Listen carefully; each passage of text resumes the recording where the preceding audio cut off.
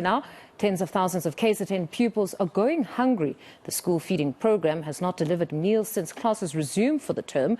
For many children, this is the only meal they get. Teachers Union Natu is demanding answers from Education MEC Mbali Frazer. Let's discuss this now with Natu President Sibusiso Malinga. Mr. Malinga, good morning and thank you very much for your time.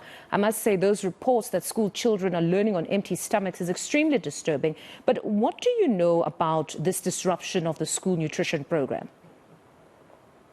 Thank you so much, Mfundo. You know, it is a disgrace and a shame on the Department of Education in KZN in particular. These are the people who sit with the school calendar. Now, the question is, why changing the system that was working for years and opt for this disaster, you know? Look, one, if it's opting for one supplier for the whole province, it cuts, you know, a number of job opportunities. Let's say for hundreds of small business that they have now nothing to put on their table. This actually impacted very negatively to poor learners. Number of learners depend on this only meal on daily basis. And some are taking, you know, medication.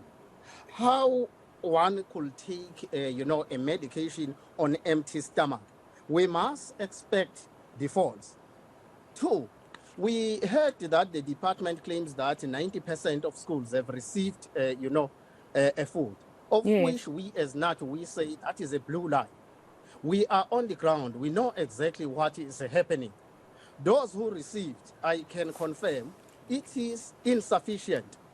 For example, how can you expect a school with, let's say, 800 learners to get just 110 kg of rice or meat? No salt, no cooking oil, and they are just given rotten, you know, rotten veggies. This is really unfair, if I may put it like that, you know. My goodness. We as Nat, we note the following. This happened, you know, last time with the PPEs in the province.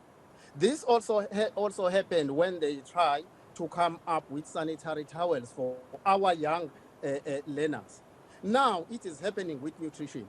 We as Natu, we suspect, and there is an element of corruption and maladministration, you know. So we have a challenge with, you know, the Department of Education in the province.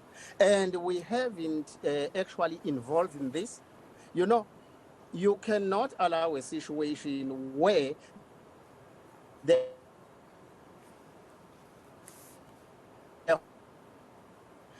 we say really we need national one. You know, the Department of Education in our province. Mr. Malinga, we seem to have lost you there.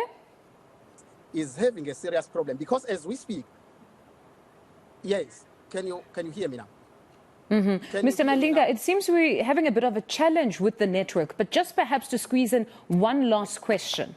What were the reasons furnished by the department for this whole switch where they decided to centralize everything and have one supplier and have the others almost being distribution partners? What were the reasons given for this decision?